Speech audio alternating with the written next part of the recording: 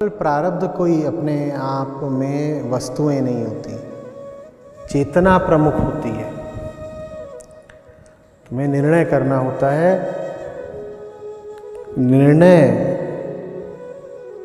सब कर्म फलों को काट सकता है। कोई ऐसी व्यवस्था नहीं होती कि आपको कर्मफल कटने तक बंधनों में रहना ही पड़ेगा। कर्मफल की ही अवधि को अगर भुगतना है तो फिर अध्यात्म किस लिए है। कर्मफल उसके लिए होता है जो अभी कर्म के फल का भोग करने को इच्छुक हो।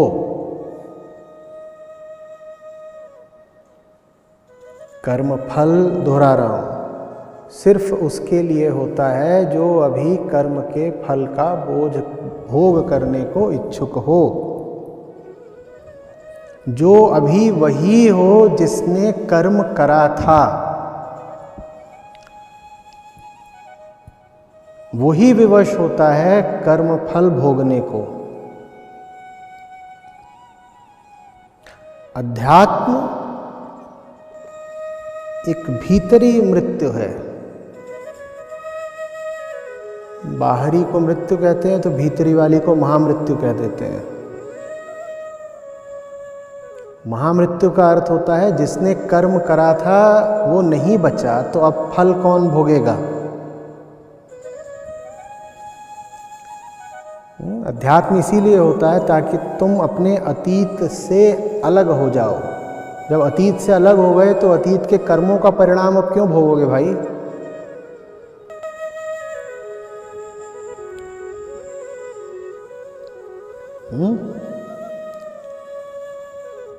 तो इसमें बात न प्रारब्ध की है न भाग्य की है। बात अर्जुन के चैतन्य चुनाव की है, और वो चैतन्य चुनाव आप भी कर सकते हैं। नहीं अंतर पड़ता कि आपका अतीत कैसा रहा है और उसमें कर्म कैसे रहे हैं।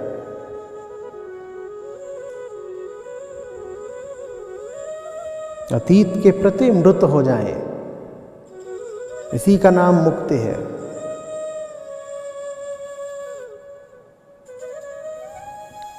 जो अतीत के प्रति मृत नहीं हो सकता वो अतीत को ही आगे ढोता रहेगा, इसी का नाम तो भविष्य है। भविष्य किसको कहते हैं? अतीत की लाश को भविष्य कहते हैं। अतीत खत्म हो चुका है, उसकी लाश बची हुई है, उसको तुम ढो रहे हो, इसका नाम भविष्य है।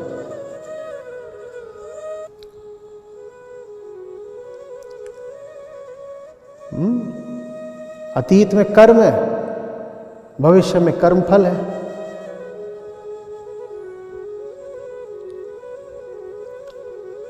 अतीत में जो था वो फिर भी जीवित था, भविष्य में जो है वो उसकी लाश है, वो गंधाती है। ठीक वैसे जैसे कर्मफल की सड़ांध हमें अनुभव होती है। जब कर्म करते हो तब तो इसी दृष्टि से करते हो ना कि इसका कुछ बहुत अच्छा परिणाम मिलेगा। करते बेहोशी में हो, फिर परिणाम जब आता है तो पछताते हो।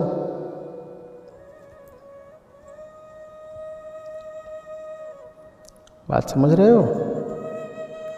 तो इस तरह के सिद्धांतों में नहीं फंसना है कि अर्जुन इसलिए बचकर निकल पाए क्योंकि अर्जुन को कोई वरदान प्राप्त था, या अर्जुन फलाने तरीके से विशिष्ट थे, या कोई और बात थी। वेदांत बस एक विशिष्टता सिखाता है, वो विशिष्टता है सही चुनाव। जो सही चुनाव कर ले गया वो विशेष है, और नहीं कोई विशेष होता। न कोई जाति से विशेष है, न जन्म से, न आयु से, न अनुभव से, किसी भी प्रकार से कोई विशेष नहीं होता। न किसी का कोई विशेषाधिकार होता है।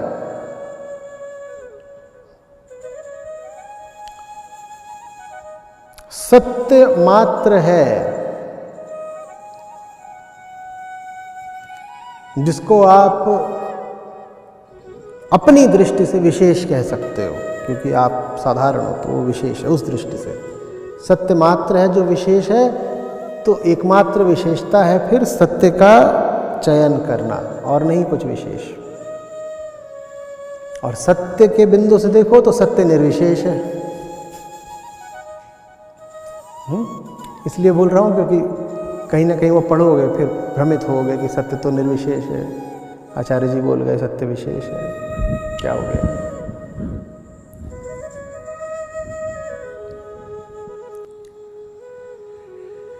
लेकिन जब तक अहम है तब तक तो सत्य विशेष है, जब तक हाँ, तो आपकी दृष्टि से तो विशेष ही है, इसीलिए तो उसको पूजते हो आप, नहीं तो काहे को पूजोगे, क्यों नमन करोगे। तात्विक दृष्टि से निर्विशेष है।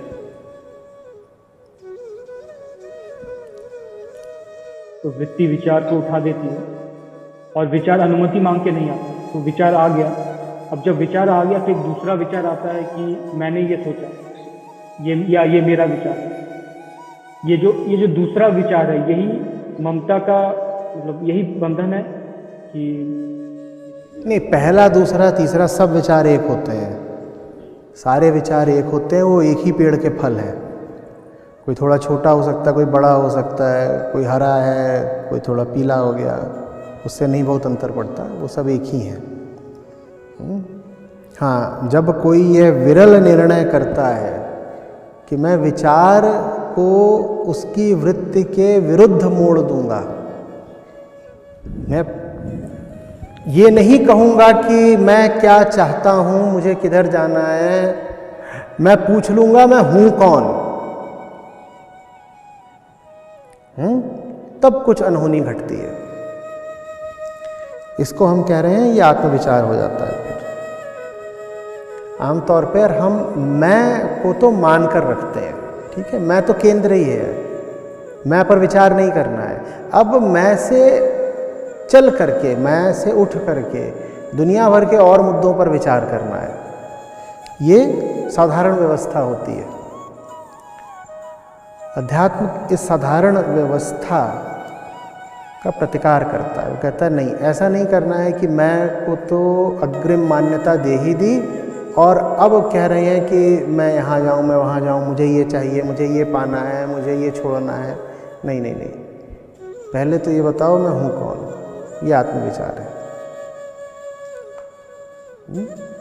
और मैं हूँ कौन का मतलब ये नहीं कि आप अपने अस्तित्व से संबंधित सिद्धांतों की बात करने लगे। मैं हूँ कौन माने अभी जिस केंद्र से ये विचार उठ रहा है वो केंद्र क्या है।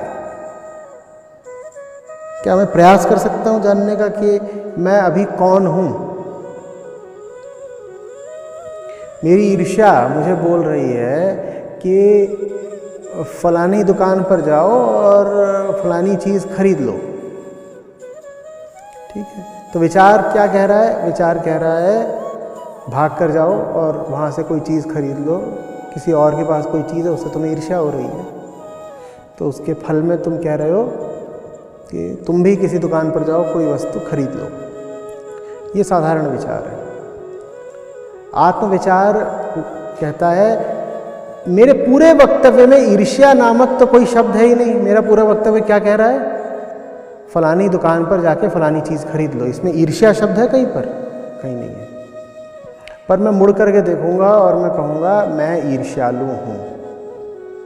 मैं जो कुछ भी कह रहा हूँ वो बात बाद में आती है। सबसे पहले कौन सी बात आती है? मैं ईर्ष्यालु हूँ।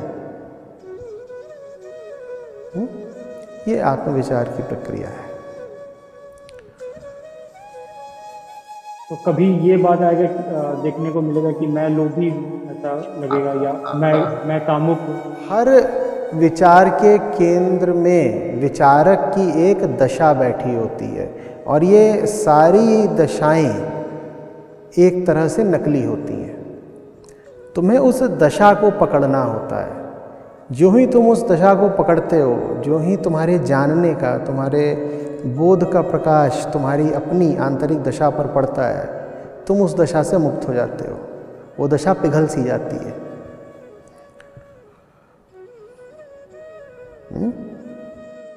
वो जो दशा से मुक्ति है वो लेकिन उस पल के लिए, अगले पल फिर से वो अगले पल फिर कोई दशा आ सकती है, तुम्हें फिर अभ्यास से उस दशा को पकड़ लेना है।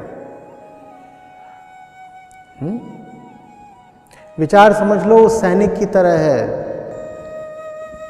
जो एक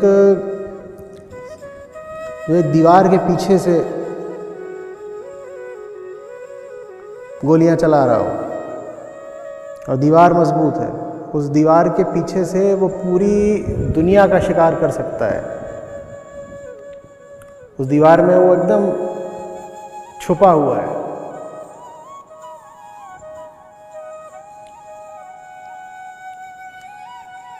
अब जरूरी हो जाता है कि उसके पीछे से उसको पकड़ा जाए।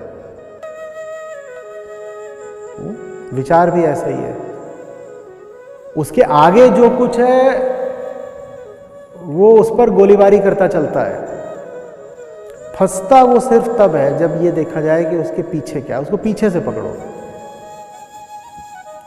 उसके आगे से तुम उसका विरोध करोगे, विचार के उत्तर में, विचार के प्रतिकार में तुम दूसरे विचार दोगे, तो बस एक अंतर युद्ध चलता रहेगा, भीतर फंसे रहोगे। उसको हराने का सबसे अच्छा तरीका है उसके पीछे आके खड़े हो जाओ। उसकी बंदूक किस दिशा में है? आगे की दिशा में। तुम उसके पीछे आके खड़े हो जाओ, वो फंस गया, वहीं से उसको हरा सकते हो बस। तू आ कहां से रहा है? और उसकी बंदूक ऐसी है तो पीछे को नहीं मुड़ सकती, तो डरो मत। विचार बहिर्गामी होता है, उसकी बंदूक पीछे को नहीं मुड़ती।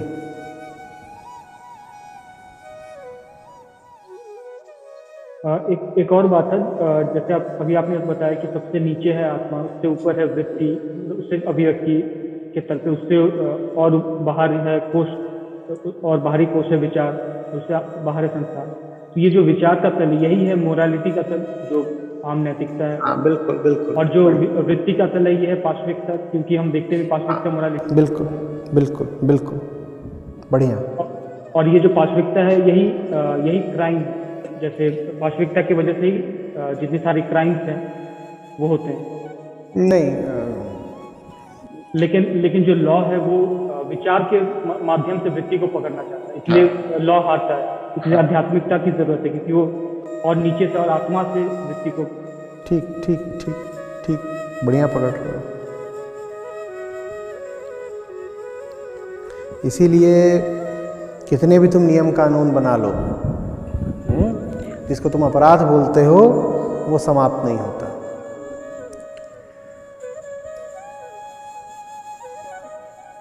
पहले परंपरा थी कि ज्ञानियों को राजाओं का संरक्षण प्राप्त होता था, और गांव-गांव में जो साधु संत घूम रहे होते थे, इनको रोटी दी जाती थी, छांव दी जाती थी। उसकी वजह थी, बहुत सारी वजहें थी, लेकिन अभी हम जिस संदर्भ में बात कर रहे हैं, एक वजह ये भी थी कि ये लोग कानून व्यवस्था बिल्कुल ठीक रखते थे।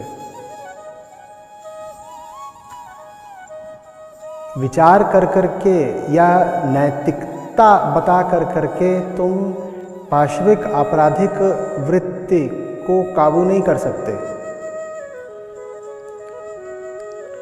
लेकिन जब आत्मा सामने आती है तो अपराध रुक जाता है। जो काम 50 सैनिक नहीं कर पाते थे वो एक साधु कर देता था, वो अपराध कम कर देता था।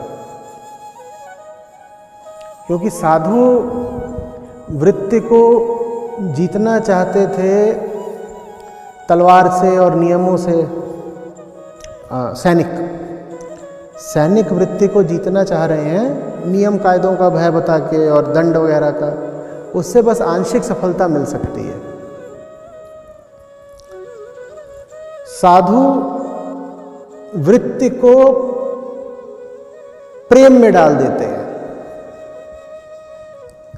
तो फिर उसको अपराध करने की फुर्सत नहीं रह जाती। तो एक तरीके से जो प्रश्रय और संरक्षण दिया जाता था ज्ञानियों को, और ऋषियों को, साधु संतों को, वो व्यर्थ ही नहीं था। आप उनको जो एक कुटिया और 2 रोटी दे देते थे, उसके बदले में वो आपका बहुत सारा खर्चा और आपकी बड़ी तकलीफ़ें बचा देते थे। सिर्फ मानसिक तकलीफ़ें ही नहीं, वो आपका आर्थिक खर्चा भी बचा देते थे। आप 50 सैनिकों को तनख्वाह देते ना, वो तनख्वाह आपकी बच गई। उस गांव में एक साधु रहता है, वहाँ अपराध बहुत कम है, तो राजकोष से जो सैनिकों को खर्चा जाता, वो खर्चा नहीं गया, फिर बच गया ना। तो इसी संदर्भ में जब मैं अभी देखता हूँ लॉ को भी, उसमें जैसे चोरी करने पर वो कहते हैं चोरी करोगे तो दंड मिलेगा, लेकिन एक्यूमुलेशन पर कोई रोक नहीं। लेकिन जब तक एक्यूमुलेशन होता रहेगा तब तक चोरी होगी। एक्यूमुलेशन मतलब सारा धन एक तरफ कर लिया, अब तो चोरी होगा ही, किसी जो जहाँ से धन लिया है वो लोग चोरी करेंगे। तो एक्यूमुलेशन है इसलिए चोरी होगी, ये बात उतनी ठीक नहीं है। एक्यूमुलेशन ही चोरी है, संचय ही चोरी है। कैसी चोरी है, थोड़ा समझना पड़ेगा। आपका असली काम था अपने जीवन में मुक्ति की ओर प्रयास करना, और आपने उस काम से चोरी करके अपना समय किसी और जगह लगा दिया। तो चोरी पहले हुई, संचय बाद में हुआ। भाई मैं तुम्हें कुछ समय दूं पढ़ने के लिए, और तुम समय चुरा करके जाओ और कोई और चीज़ इकट्ठा कर लो। मैंने समय किस लिए दिया था तुम्हें? पढ़ने के लिए। तुमने उस समय से चोरी करके जाके कोई और चीज़ इकट्ठा कर ली, तो वो इकट्ठा तुमने पहले करी या चोरी पहले हुई? पहले चोरी। हाँ, तो ये नहीं है कि संचय होता है उसके परिणाम स्वरूप चोरी होती है। चोरी होती है उसके परिणाम स्वरूप संचय होता है।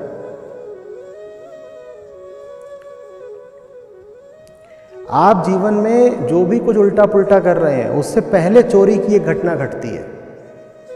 अगर आप चोर ना होते तो कुछ भी उल्टा पुल्टा करने का आपको समय कहाँ से मिलता?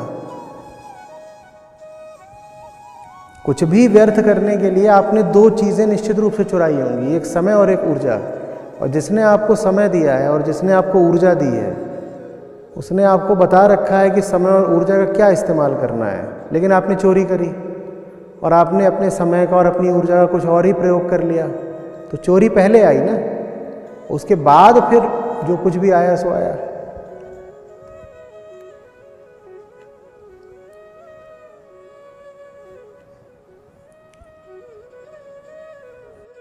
धन्यवाद। अभी हमने जो बात की कि विचारों से वृत्ति तक नहीं पहुंच सकते, तो वृत्ति के बारे में जो भी हम लोग बातें किया करते हैं वो एक प्रकार से विचार ही हैं। अवलोकन, विचार को देख के पहुंचते हो, विचार पे सवार होकर नहीं पहुंचते। विचार की सवारी निकल रही है, तुम उसे बैठ जाओगे तो वृत्ति तक नहीं पहुंचोगे। तुम उसे बैठ जाओगे तो संसार की तमाम अंधी दिशाएं वहां पहुंच जाओगे। पर ये जो विचार की गति है, उसको देख करके तुम कुछ समझ सकते हो। तुम्हारे पास विचार ही भर नहीं है ना, तुम्हारे पास ध्यान की भी क्षमता है। वो क्षमता तुम्हें वृत्ति तक पहुंचाएगी, विचार नहीं पहुंचाएगा। समय का बहाव जो हमेशा आगे की तरफ ही होता है, कुछ इसका भी इशारा है। आगे का मतलब होता है कि अभी और चाहिए, पीछे कैसे जाओगे? अनुभव अपना थोड़ी दोहराओगे। आगे का मतलब होता है पीछे जो कुछ था उससे कुछ मिला नहीं, तो समय के रूप में अपने लिए एक क्षण माने एक अवसर और पैदा कर रहा हूँ कि क्या पता इसमें कुछ मिल जाए। अपने आप को पीछे 5 क्षण दिए, उसमें बात बनी नहीं, तो अब मैं अपने लिए एक छठा क्षण पैदा कर रहा हूँ कि क्या पता इसमें बात बन जाए। क्योंकि स्पेस में हमें पीछे जाने का मौका रहता है, तो पीछे कहाँ जा सकते हो बताओ? मतलब मुझे अगर अपने फ्लैट में नहीं मिला तो मैं यहाँ पर आके उससे यहाँ मिल जाए। ठीक है, जब तुम दोबारा वहाँ जाओगे तब तुम वो हो ही नहीं जो तुम पहले थे जब पहली बार खोजा था। जिसने पहली बार खोजा था, क्या उसको ये पता था कि बाहर भी नहीं मिलेगा? तो अब जब तुम दोबारा खोजने गए हो अपने फ्लैट में, तो क्या तुम वही व्यक्ति हो जिसने पहली बार फ्लैट में खोजा था? तो कोई और है, तो पीछे कहाँ जा पाए तुम?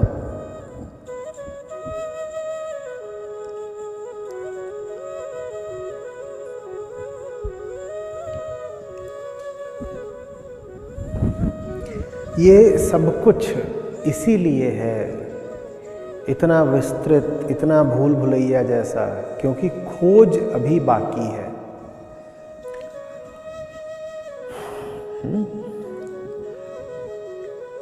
और ये कहने से काम नहीं चलेगा कि ये जो कुछ है इतना बड़ा विस्तार लिए हुए, इसमें नहीं है, भीतर है।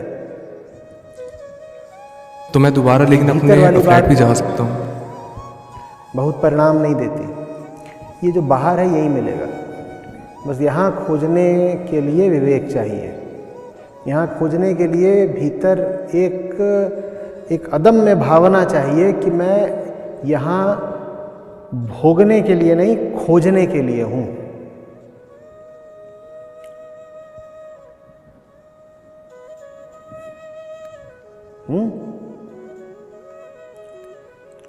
पुरानी फिल्म में होता था ना, मेले में भाई खो जाता था, होता था, कुंभ के मेले में भाई खो गया। अब वहाँ इतने लोग घूम रहे हैं, वो मेले में तरह तरह की चीज़ें बिक रही हैं, और ये है वो है, आकर्षण मनोरंजन है। ज़्यादातर लोग वहाँ क्या कर रहे हैं? भोग रहे हैं। वो मेले में इधर उधर घूम रहे हैं भोगने के लिए। एक है जिसको पता है कि कोई खो गया है, वो मेले में क्यों घूम रहा है? खोजने के लिए। तो मिलेगा तो मेले में ही, मिलेगा तो संसार में ही। तुम्हारी नजर भोगी की नहीं, खोजी की होनी चाहिए।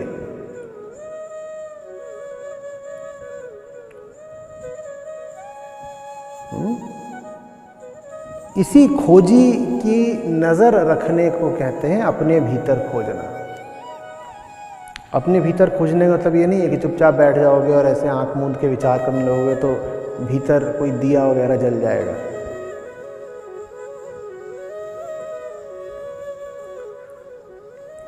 संसार है, संसार में व्यक्ति हैं, वस्तु हैं, घटनाएं हैं, अनुभव हैं, सीखोगे तो वहीं से। लेकिन तुम्हें विवेकपूर्वक चयन करना पड़ेगा कि कौन से व्यक्ति को निकट रखना है, कौन सी वस्तु अपनानी है, कौन सी पुस्तक पढ़नी है। घटनाओं को कैसा प्रतिसाद देना है, अपने विचारों और भावों से कैसा संबंध रखना है, इन सब का तुम्हें एक चैतन्य निर्णय करना पड़ेगा। प्रणाम आचार्य जी। अर्जुन कहते हैं कि कृष्ण से कि धृतराष्ट्र पुत्र चाहे मुझे मार भी दे, पर मैं ये तो गलत ही है लड़ना उनसे। हमारे आम जीवन में भी ऐसे ही चलते रहता है कि हम इमोशनल ब्लैकमेल करते हैं बहुत बार, या फिर कोई हमें करता है कि भाई मर जाएंगे तुम ये नहीं करोगे, या फिर हम कभी कभी अपराध भी करने के लिए मतलब पता है कि मौत की भी सज़ा हो सकती है, फिर भी मतलब खुद मिट जाने के लिए तैयार हो जाते हैं शरीर रूप से। पर ये क्या चीज़ है कि अहंकार मतलब उसको सच्चाई से प्रेम भी है, बट वो शरीर को मिटने देता है कभी कभी मतलब बहुत बारी, पर वो खुद बचा रहता है क्योंकि शरीर ही नहीं बचा। तो पशु ऐसा नहीं करते, पशु ऐसा नहीं करते। दो पशुओं में अगर लड़ाई हो रही हो तो आमतौर पे जो हार रहा होता है वो प्राण रक्षा के लिए दुम दबा के भाग जाता है। पशु ऐसा नहीं करेंगे कि सम्मान की खातिर आखिरी सांस तक लड़े। मनुष्य ऐसा इसलिए करता है क्योंकि मनुष्य का तादात्म्य शरीर की अपेक्षा मन से ज़्यादा है। पशु का तादात्म्य शरीर से है, तो पशु शरीर रक्षा के लिए कुछ भी कर सकता है। मनुष्य शरीर से ज़्यादा मन है, मनुष्य मन रक्षा के लिए कुछ भी कर सकता है। यहाँ तक कि मनुष्य मन रक्षा के लिए अपने शरीर को 100 तरह के कष्ट दे सकता है और बहुत जो विरल स्थितियों में वो मन की रक्षा के लिए उसका शरीर की कुर्बानी तक दे सकता है। इसीलिए पशु आत्महत्या नहीं करते।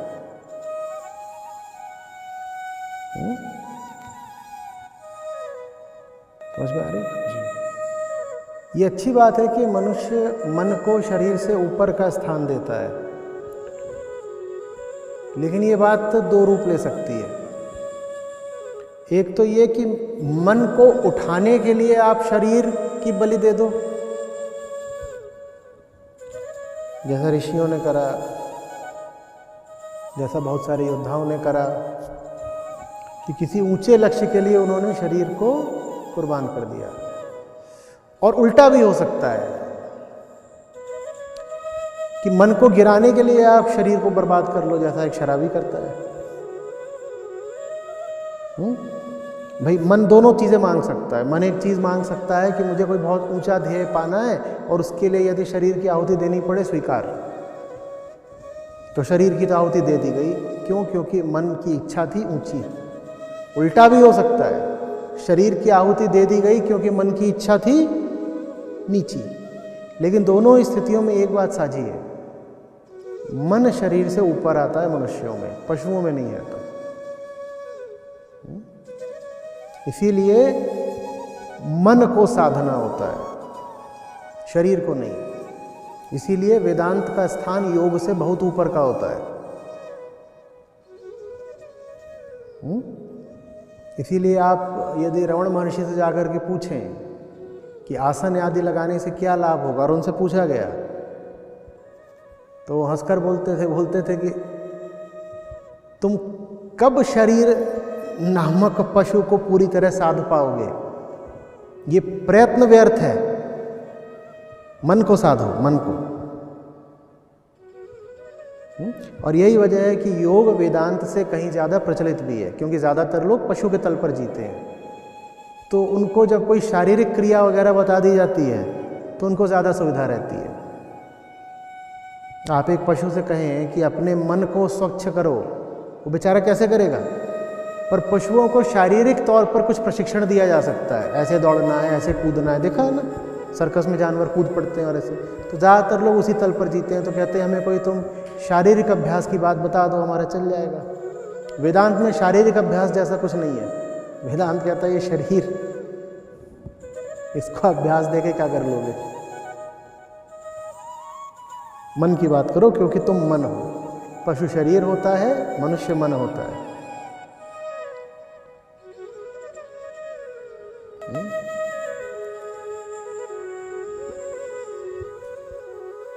आचार्य जी, आपने बताया कि जैसे जब झूठ पूरी तरह से झूठ होता है तो सामने पूरी तरह से आ जाता है, जैसे दुर्योधन के रूप में आ गया। फिर आपने देवी की जब कोर्स हुआ तो उसमें भी आपने बताया था कि देवताओं के कारण ही जो राक्षस हुए थे वो पैदा हुए थे। तो पर ये जब राक्षस और दुर्योधन बन जाते हैं पूरी तरीके से तो सामने आ जाते हैं और फिर युद्ध होता है। पर जब ये हो रहा होता है धीरे धीरे, मतलब बहुत ही बारीक तरीके से हो रहा होता है, तब उसमें कैसे सावधान रहें डे टू डे कि मतलब नज़र रखें कि क्योंकि वो अपनी मतलब अपने आप मतलब बैकग्राउंड में पता भी नहीं चलता और वो मतलब झूठ की तरफ आ जाते हैं और पता भी नहीं चलता है।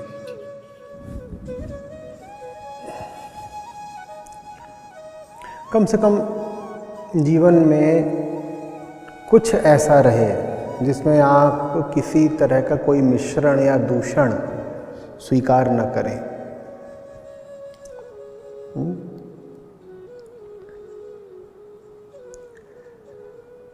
इसीलिए दुनिया भर की तमाम धार्मिक धाराओं में कुछ बातों का सख्त अनुपालन करने को कहा जाता है और कुछ बातों की सख्त मनाही होती है।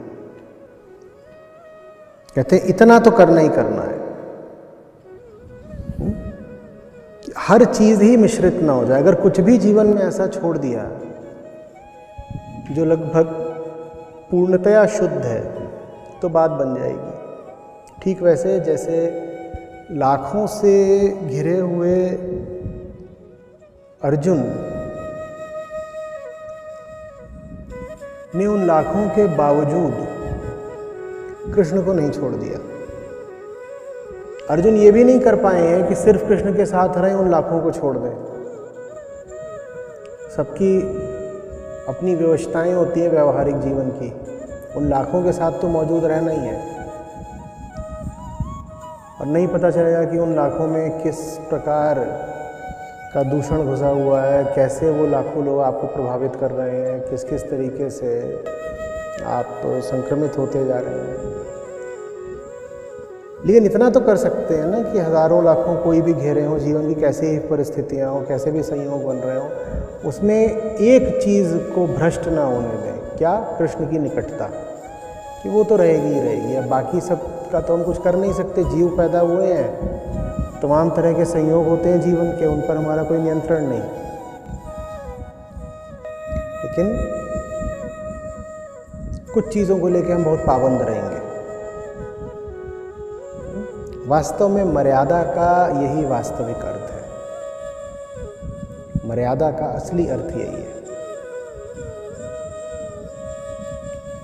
परिस्थिति कैसी भी हो, कुछ काम अवश्य करने हैं, परिस्थिति कैसी भी हो, कुछ काम बिल्कुल नहीं करने हैं। इसी को मर्यादा कहते हैं।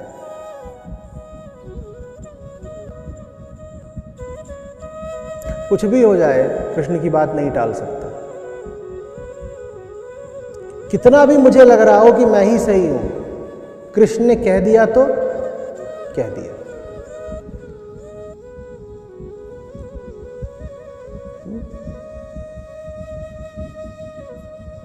और मुझे पता है मुझमें 100 तरह के गुण दोष होंगे, और मुझे नहीं पता कि मैं कहां पे धर्मी होता हूं, कहां अधर्मी होता हूं।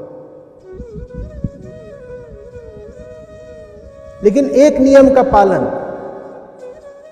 मैं प्राणों के मूल्य पर भी करूंगा। कृष्ण से दूर नहीं जाऊंगा, कृष्ण की बात नहीं टालूंगा, कृष्ण की अवज्ञा नहीं करूंगा। समझ रहे हैं? ऐसी अगर एक वस्तु भी हो जीवन में तो वो बचा ले जाती है। अर्जुन के पास कृष्ण थे, आप अपना कुछ खोज लीजिए। कोई पुस्तक हो सकती है, कोई मूल्य हो सकता है,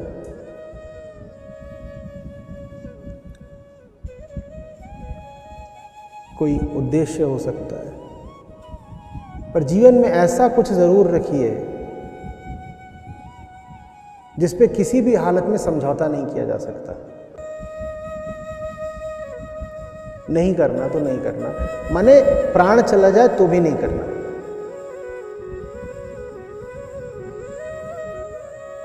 बेशर्त। अगर आपके जीवन में कुछ भी नहीं है बेशर्त, एकदम कुछ नहीं है बेशर्त, यदि सब कुछ हालातों पर ही निर्भर करता है, तो सोचिए आपका जीवन कितना लाचारगी का है, कितनी खतरनाक बात है ये। सब कुछ फिर आप कह रहे हैं कि परिस्थिति वश होता है आपके जीवन में, तो बहुत ही विवशता का जीवन हो गया ना। परिस्थितियां जैसी हैं, एक चीज़ ऐसी रख लीजिए कि परिस्थितियां कैसी भी हो जाएं, ये चीज़ अडिग रहेगी। कुछ भी हो जाए ये नहीं होगा, या कुछ भी हो जाए ये अवश्य होगा।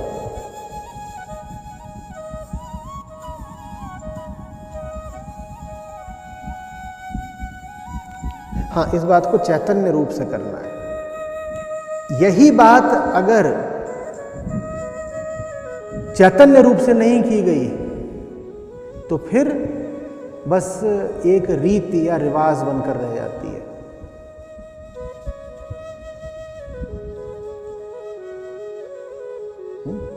अब जैसे कुछ भी हो जाए, सुबह सुबह गंगा में डुबकी जरूर मारनी है। अगर गंगा में डुबकी मारते वक्त आपको स्मरण रह गया कि इस डुबकी का संकेत क्या है, तब तो वो डुबकी आपको जीवन भर बचाती रहेगी। और अगर वो आपके लिए बस एक खोखली प्रथा बनकर रह गई तो आप कितनी भी डुबकियां मारते रहें, आप डूब गए।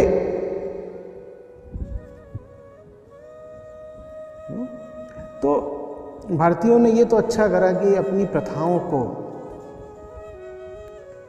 बड़े दिल से निभाया। ऐसे भी लोग हुए हैं जिन्होंने अपने जीवन के